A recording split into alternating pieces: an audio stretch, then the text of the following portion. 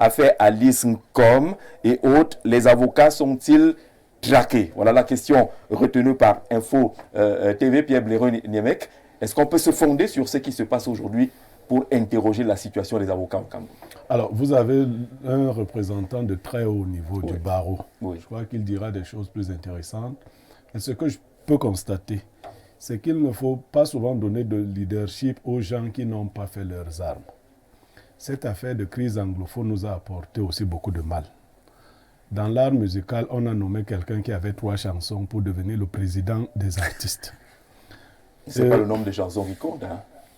C'est ma réponse que je te donne. Vous ne voudrez pas que je m'attaque à vous. Je dis, dans l'art musical, on a nommé quelqu'un qui avait 3 chansons pour être le président des musiciens. Dans l'avocature, on a pris un avocat qui n'avait pas fait ses armes pour être bâtonnier. Et donc, ça fait... C'est les avocats qui l'ont choisi. Jean-Jacques Zé, tu as les réponses déjà. Non. Voilà, si tu as les réponses. Ce sont mes réponses. Les autres vont donner les leurs. Non, On a donc pris quelqu'un qui n'avait pas fait ses armes. Du coup, on voit la fébrilité. C'est un corps d'élite. Ce n'est pas un corps qu'on traitait comme ça avant. Quand on avait des bâtonniers de la trame de Tchungang, de Mouna et autres, ça ne se faisait pas comme ça. Aujourd'hui, et ça aurait une incidence. Parce que quand vous traitez déjà les corps d'élite de cette façon-là, s'il en est ainsi du bois mort, du bois vivant, qu'en serait-il du bois mort? Si on traite déjà ainsi les avocats, que fera-t-on des autres citoyens? J'ai vu quand même les avocats se faire respecter il y a certaines années. Donc là, moi, je mets en cause directement le bâtonnier. C'est lui qui doit défendre la cause des... C'est pas Niemek, moi, eux, ils doivent nous défendre. Moi, quand ils sont en moi, je ne peux rien faire pour eux. Si ce n'est parler comme... C'est lui qui doit faire... Alors, ce qui se passe autour de Maître Alice Ngom, est-ce que ça concerne Maître Alice Ngom ou ça concerne le corps des avocats? Non, le problème spécifique de Maître Alice Ngom n'est pas lié à sa qualité d'avocat. Là, au moins, il faut le dire de manière claire. Le problème, Maître Alice Ngom, est lié à la personne de Maître Alice Ngom. Elle a donc, cette personne, plusieurs casquettes. Maître Alice Ngom est PCA du REDAC. C'est le REDAC qui est mis en cause. Les avocats n'ont rien à voir avec le REDAC. Il se trouve seulement que dans la même personne, Maître Alice Ngom est avocate, et pas n'importe quelle avocate, la première femme avocate du Cameroun. Et elle a d'autres casquettes, et ainsi de suite. Donc, on ne peut pas dire, dans le cas spécifique de Maître Alice Ngom, que la traque, parce que c'est comme ça que je préfère baptiser ça, dont elle est l'objet, soit liée à sa qualité d'avocat. Mais, étant donné qu'elle est avocate, cela pourrait servir ou desservir le moment venu. C'est toujours une occasion pour le bâtonnier que j'ai mis en cause dans la question, de montrer qu'on ne doit pas traiter ses collaborateurs de n'importe quelle manière. Oui, pour revenir au bâtonnier, dans l'affaire Maître Saatazo, il a lancé un appel au calme, ça descend aux avocats. Il faut rester calme. C'est une attitude citoyenne. Vous savez, on a connu ce genre de choses dans d'autres corps. Quand vous avez un leader qui, lorsque vous êtes outragé, vous parle de cette façon-là, sachez qu'il a commencé à dîner à la table de l'autre. C'est très dangereux. C'est-à-dire que c'est aux avocats que lui, il demande de rester calme. Il ne demande pas à ceux qui martyrisent les avocats de... Je dis que c'est un corps d'élite. Ailleurs, c'est quand on a fini la magistrature qu'on devient avocat. Hein. Ce n'est pas un peu... Bon, ici, comme au Cameroun, on fait tout n'importe comment. Bon, il y en a aussi qui ne se comportent pas bien du tout. Je ne veux pas m'appesantir sur des cas. Mais moi, quand il y a un conflit, je regarde l'attitude. Il n'est pas du ressort du bâtonnier de se mettre du côté de l'oppresseur. Ce n'est pas là son rôle. Je crois d'ailleurs que les avocats vont lui servir quelque chose au moment venu, puisque le moment tend à venir. Alors, professeur, est-ce que ce n'est pas extrapolé de considérer l'affaire Alice comme un problème qui serait lié à l'image de ce que les avocats pourraient être traqués dans notre pays? Non, les avocats ne sont traqués en rien du tout. Les problèmes qui peuvent avoir trait aux droits de l'homme ne concernent pas une catégorie particulière de citoyens, même que ce soit sur le plan socio-professionnel ou sur un autre plan. Et puis les avocats, comme tous les êtres sociaux, et M. Niémec le disait, ont plusieurs casquettes. Les avocats sont des citoyens et en tant que citoyens, leurs droits et libertés doivent être protégés. Mais en même temps, les avocats ne sont pas non plus au-dessus des lois et des règlements. Il ne faut pas qu'on soit également dans une situation où les professions de justice considèrent qu'elles auraient quelque forme d'immunité attachée à leur statut. À partir de ce moment, si des problèmes de droits de l'homme concernent les avocats, on doit les traiter sans passion, mais on ne peut pas non plus s'appuyer sur des rentes professionnelles pour faire croire que parce qu'on est avocat, parce qu'on est magistrat, parce qu'on est notaire, on devrait être au-dessus des lois et des règlements. Il peut y avoir des frictions entre les avocats et d'autres acteurs, notamment des forces de l'ordre, dont souvent certains sont des officiers de police judiciaire, mais il faudrait encore démontrer que ces problèmes sont liés au fait que ce sont des avocats, puisque d'autres citoyens peuvent être confrontés à des mêmes difficultés. Ce n'est pas parce qu'on est avocat non plus qu'il faut avoir des comportements qui peuvent conduire à l'outrage à agent. Oui, les Camerounais disent que si ça arrive déjà à un avocat, non, combien de fois le citoyen facile, lambda? C'est trop facile. C'est-à-dire qu'il faut prendre le problème en globalité. Il peut effectivement avoir, et il y a des situations où les droits des avocats sont violés, mais pas nécessairement parce qu'ils sont avocats, simplement parce qu'ils sont des citoyens qui se retrouvent dans des situations où leurs droits et libertés peuvent être violés. Mais il y a aussi des situations où les citoyens, parmi lesquels des avocats, se mettent en position d'outrager les agents de la force publique. Est-ce que ça aussi c'est normal? Donc il faut avoir sur ce genre de choses un jugement détaché des propos intéressés et biaisés. Parce qu'en réalité, le propos qui consiste à dire que les avocats sont traqués, c'est pour créer un certain climat, c'est-à-dire donner l'impression qu'on est dans un contexte d'oppression absolue où on en veut aux avocats parce qu'ils sont des avocats. Non. L'avocat doit faire son travail, il le fait dans certaines conditions. Si dans ces conditions-là, ses droits sont violés, on peut comprendre. Mais ce n'est pas parce qu'on est avocat non plus qu'on va avoir des comportements méprisants et outrageants vis-à-vis de la force publique. Alors, il vous cite quelques cas. Hein. Le 27 novembre 2024, celui qui a fait les choux gras, c'est Maître Richard Tamfou, oui, qui est molesté pratiquement en mondovision par des gendarmes. Là, tout le monde sait qu'il est avocat. Oui, pendant que ça il se est passe. molesté, d'accord. C'est un comportement qui n'est pas correct, ni du point de vue de la morale, ni du point de vue du droit, d'accord. Mais est-ce qu'on a connaissance des conditions exactes qui ont conduit à ce traitement? Il y aurait des conditions qui pourraient justifier ça. Devrait justifier. Ça ne justifie certainement pas. C'est pour cela que je dis que le bâtiment est fait. Attendez, ça ne justifie que pas. des forces de l'ordre matraquent. Laissez-moi parler. Vous avez parlé à votre temps, on vous a écouté. Laissez les autres parler aussi. Oui. Donc, ceci ne justifie pas cela. Nous sommes des êtres humains. Oui. Dans une situation où il peut y avoir une interaction entre un avocat et des agents des forces publiques. Est-ce que c'est parce que vous êtes avocat que vous avez donc le droit de les traiter aussi d'une certaine manière? Ça ne va pas justifier les ripostes qu'ils vont vous apporter, d'accord, mais il faut aussi se comporter d'une certaine façon. Là, c'est la jungle, hein, professeur. Non, ce n'est pas la jungle, au contraire. Ça veut dire que tout le monde est tenu de respecter les uns et les autres. Si vous ne respectez pas, vous gérez le retour, comme on dit au quartier. Ça devient dans le mais quand vous ne respectez pas, vous avez créé, n'est-ce pas, les conditions où vous gérez le retour. D'accord. Oui, mais bien, je suis désolé. Là, les avocats doivent donc gérer le vrai. Vous allez réagir tout à l'heure. Vous allez réagir tout à l'heure. Prenez votre temps. Dans votre propos. Allez-y, professeur. C'est que vous n'étiez pas là quand j'ai fait Laissez-moi parler. Vous n'allez pas laisser, c'est ça? Laissez-moi parler. Vous ne vous interférez, je ne suis pas interféré dans votre propos. Je dis donc que... on a peur que vous provoquiez la loi du talion, là. Non, c'est pas mon style. Je répète que le fait d'être avocat, ou magistrat, ou notaire, ou quoi que ce soit, n'est pas non plus source d'immunité. Ça veut dire que ce n'est pas parce qu'on est ça qu'on doit aussi se comporter d'une certaine manière. C'est le fond de ce que je veux dire. D'accord. Le 13 septembre 2022... Maître Saatazo est interpellé pour la première fois. Maître Bitang Marcel, Maître Boughem sont jetés en cellule sur ordre du parquet. Le 18 novembre 2021, Richard Tamfou et Armel Tchomenye sont également gardés à vue pendant 2 jours pour outrage à magistrat. Si on prend ces éléments... Vous voyez donc. Voilà. C'est outrage à magistrat. Ah, c'est pas ça Ouais, l'intérêt. ça veut dire, outrage à magistrat.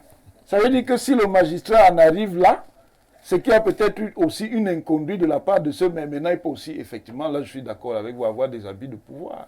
Là je suis d'accord. D'accord. Jean-Robert, la situation des avocats devient-elle questionnable au Cameroun? Oui, cette question est questionnable. Vous avez lu un certain nombre De cas ces derniers temps, oui. On parle d'outrage à magistrat. Qu'est-ce que ça veut dire? Si Éric Dupond-Moretti, si l'avocat Éric Dupond-Moretti était camerounais, il aurait déjà fait la prison au moins 5 fois. Mais la loi est claire là-dessus, non? Je dis, on l'a vu, mais la loi est également claire en France. Mais je dis, Éric Dupond-Moretti, tout le monde connaît ses sorties virulentes contre les magistrats, contre même les ministres, quand il n'était pas encore ministre. S'il avait été au Cameroun, on l'aurait jeté au moins 10 fois en prison. Non, il faut arrêter ça. Il faut arrêter ça. Et moi, je dis, concernant Maître Alice Com, moi, je dis, on a le droit de désobéir à un ordre injuste. Qui détermine qui qualifie un ordre d'injuste? Est-ce que c'est tout individu qui peut décider de ce qui est juste ou injuste? Écoutez, il y a eu des maîtres Alice Com dans des pays, et c'est grâce à des gens comme elle que les choses ont bougé. Vous vous rappelez de Rosa Parks? Quand il y avait la ségrégation aux États-Unis? Allons-y. C'est-à-dire où dans des bus, il y avait des blancs étaient d'un côté, les noirs étaient d'un côté. Elle a décidé un matin, elle a dit, ok, je m'assois là où les blancs s'asseyent. Et c'était une loi, il faut le préciser. C'était une loi. Qui interdisait aux noirs de s'asseoir là où les blancs s'asseyaient. Où les blancs sont. C'était une loi. En posant un acte interdit, on est d'accord, ça fait bouger les choses. Mais l'acte reste interdit. Mais là, jamais. Ça veut dire que ce que Maître Alice Com fait est, selon la loi, pas normal, mais elle peut le faire pour que les choses bougent. Mais bien sûr. Ah d'accord. Là, on s'entend. De deux. Vous êtes vicieux, monsieur Jean. De deux. L'apartheid également était une loi. On est d'accord. Allons-y. Je vais donc dire une chose. Est-ce que on s'est fondé sur quoi pour venir sceller,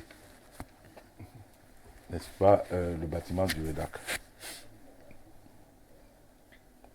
Est-ce qu'il y a eu une convocation préalable?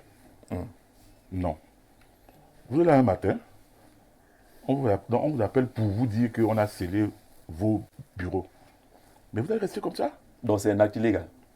Mais écoutez, si quelqu'un vient là et dit on scelle Info TV. Par quelqu'un lambda quand même. Quelqu'un, ce serait toujours quelqu'un. Quelqu'un lambda. Toujours quelqu'un. Si c'est le sous-préfet, ce n'est plus Non, quelqu'un. mais on vous avise, d'abord on vous convoque, on vous sert. C'est le titre qui fait l'action. On vous sert les motifs. Oui. Et on vous donne le temps pour réagir. On est d'accord? Mais on vient un matin, on scelle, et puis... La preuve, la deuxième convocation du préfet, vous avez vu qu'il a servi ça par voie d'huissier. Mais là, on reste d'accord que ça concerne Alice Com. Ça ne concerne pas le corps des avocats. Alice Com est président du conseil d'administration, je crois bien. Du REDAC. Du REDAC, mais bien sûr, je suis dans le sujet. Je suis dans le sujet. Le sujet concerne l'avocat. Mais vous êtes appuyé sur elle, d'abord. Et puis l'avocature, c'est quand même un corps d'élite. On peut faire autrement. Mais j'ai l'impression que il y a des gens dans ce pays qui pensent qu'ils peuvent outrepasser la loi, qui pensent qu'ils peuvent torturer les gens et puis les gens se taisent. C'est fini. Allez donc comment est-ce que c'est fini? Ce n'est pas encore fini. Je dis ceux qui pensent qu'ils peuvent matraquer le peuple et le peuple ne réagit pas. J'ai dit c'est fini. Le peuple sait comment réagir, non? Il y a des voies, il y a des procédures qui sont ouvertes et offertes au peuple. Écoutez, je vous ai plus, je suis allé progressivement. Oui. Ça aurait été quelqu'un d'autre que la personne serait déjà en prison. Et parce que c'est Maître Alice Com. Parce que c'est elle est une avocate. La première femme avocate de la République du Cameroun. C'est un symbole. Et moi je dis, qu'est-ce qu'on lui reproche? On dit qu'elle ne s'est pas comportée comme un symbole. Elle allait Qui dit qu'elle ne détruire, s'est pas comportée comme un... elle allait détruire les scellés. Mais il a fallu qu'il y ait des villes mortes pour que pour qu'il y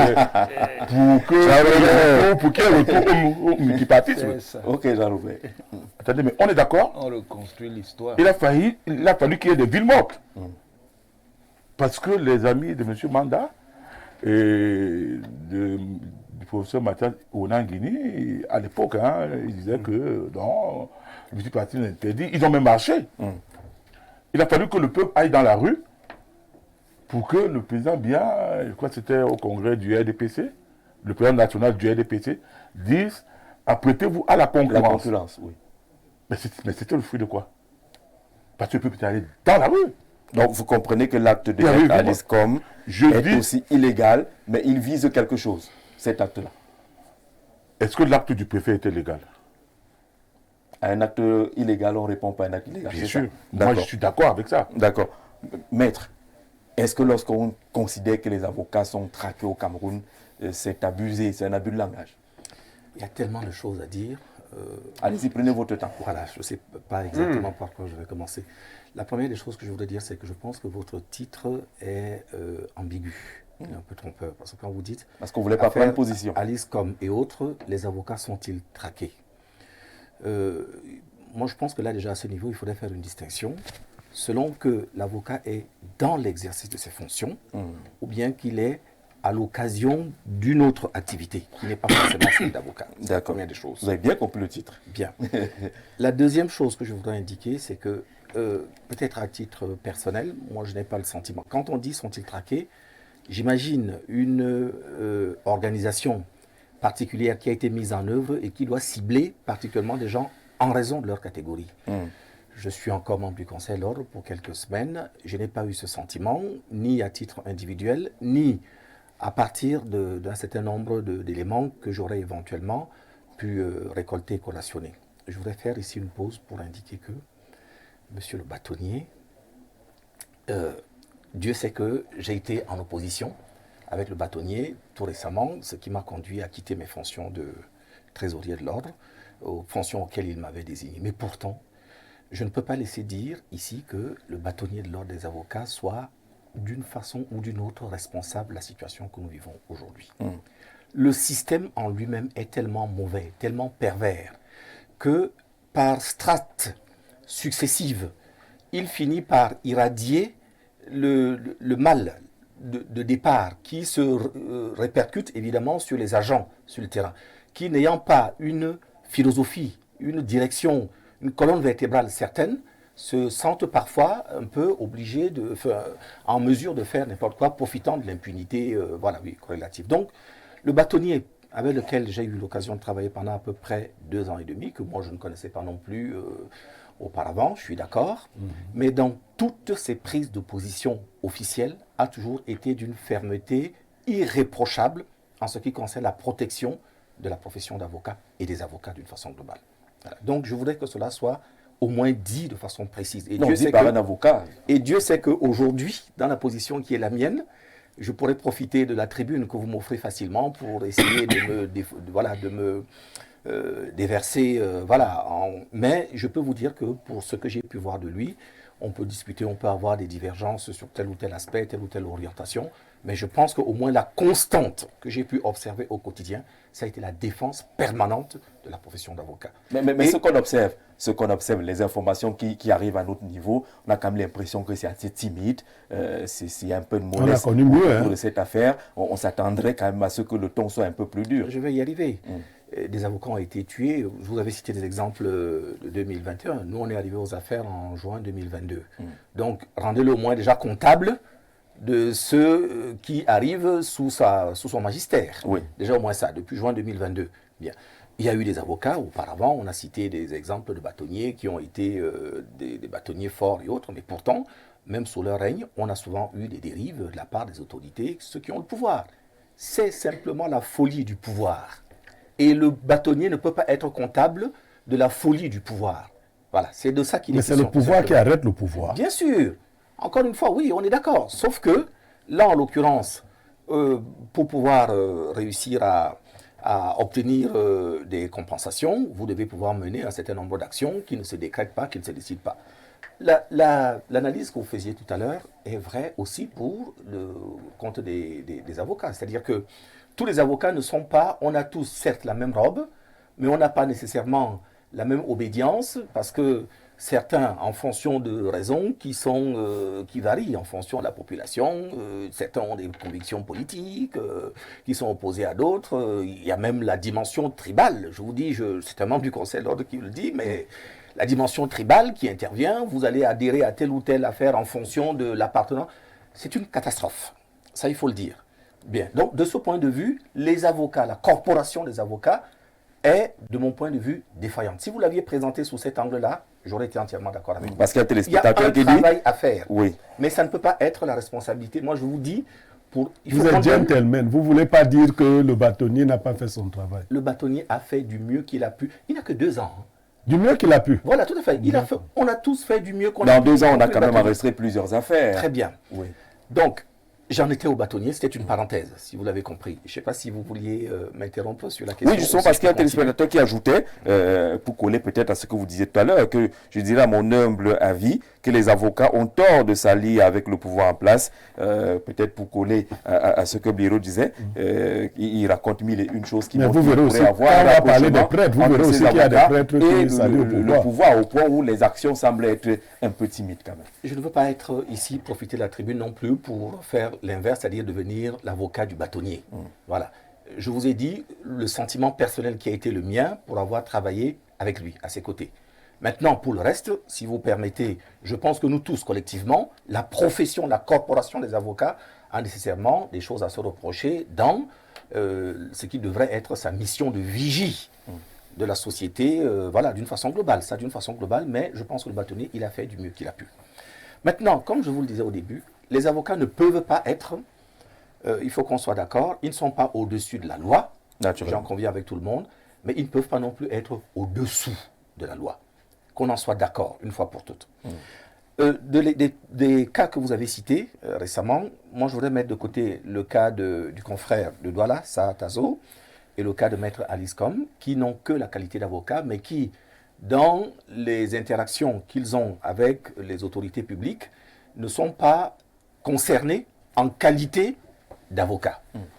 Il y en a d'autres, malheureusement, dont la liste. Mais ça convoque quand même aussi l'attitude de l'avocat. Lorsqu'on est quand même avocat, on a une certaine attitude qu'on devrait avoir. Pas poser des actes qui pourraient ressembler à la défiance. Quand même. Moi, je voudrais rester dans la ligne que vous avez dessinée par votre titre. Si vous me parlez si vous voulez qu'on parle de chacun de ces cas individuels, on peut en parler, mais il vous faudrait 2 ou 3 émissions consécutives pour cela. Mais si vous voulez qu'on parle des avocats qui seraient traqués d'une façon globale, c'est-à-dire la corporation, en raison de leur qualité, de leur titre d'avocat, c'est là-dessus que moi je voulais essayer de coller. Donc ceux qui sont intervenus dans le cadre de leur profession, vous avez Maître Aboyo, les cas récents, Maître Tamfou, Richard que vous avez cité, et un autre confrère ici à Ikounou, qui, à l'occasion de l'exercice de sa profession, a eu une altercation avec une dame, je crois, de l'administration pénitentiaire. L'information en a été communiquée au parquet, qu'il a immédiatement placé en garde à vue. Il a fallu mettre en... Voilà. Donc, ce que je voudrais vous dire en gros, c'est que, encore une fois, je suis tout à fait d'accord que l'avocat a, évidemment... Moi, j'indique toujours, lors des séminaires de formation que nous donnons aux jeunes avocats, que l'avocat doit être irréprochable. Irréprochable dans son attitude. C'est un code de déontologie, c'est un corps de noblesse, normalement. Bien.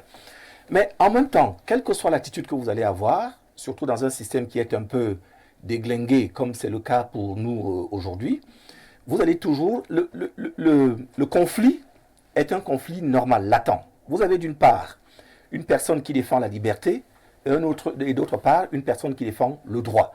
Le droit, c'est-à-dire la possibilité éventuellement de porter atteinte à la liberté. Donc il est évident que le conflit est latent entre les deux. Et ce n'est pas vrai qu'au Cameroun. Dans tous les pays du monde où vous avez des avocats qui interviennent, vous avez toujours ce conflit potentiel.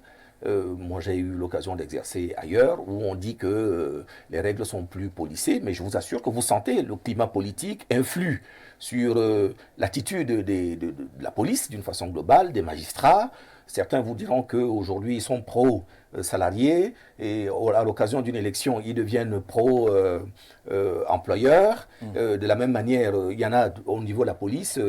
On dit qu'aujourd'hui, de plus en plus, ils sont plus favorables aux thèses du Rassemblement national, des magistrats également. Donc, tout cela influe forcément. Et la conséquence que ça doit avoir sur l'avocat devrait, de mon point de vue, rester une conséquence neutre si les choses avaient été bien faites. Bien faites comment? C'est-à-dire que, soit de façon paritaire, les deux entités organisent des cellules collaboratives à l'intérieur desquelles vous avez à la fois des magistrats, des avocats, des policiers, des gendarmes, où vous discutez des problèmes de la vie de tous les jours. Et voilà, dans telle circonstance, voici ce qui pourrait se passer. Voilà, ça peut être une réunion mensuelle ou bimensuelle au cours desquelles on pose tous les problèmes et on essaye de les éviter. Ou alors, d'une façon globale, lorsque quand cela n'a pas pu être fait, il y a des règles qui sont des règles précises, c'est-à-dire que quelle que soit l'attitude qu'aurait par exemple pu avoir Maître Tamfou, j'ai du mal à comprendre que Maître Tamfou, intervenant comme avocat, quel que soit ce qu'on peut lui avoir reproché, même sans avoir laissé traîner les oreilles dans le face-à-face qu'il a eu, le vis-à-vis qu'il a eu avec ses agresseurs, que quelque chose justifie qu'une fois mis à terre, qu'on lui monte dessus, on le piétine, on l'écrase, dans des conditions de violence, de brutalité, d'animalité que nous avons tous vues. Rien ne l'explique.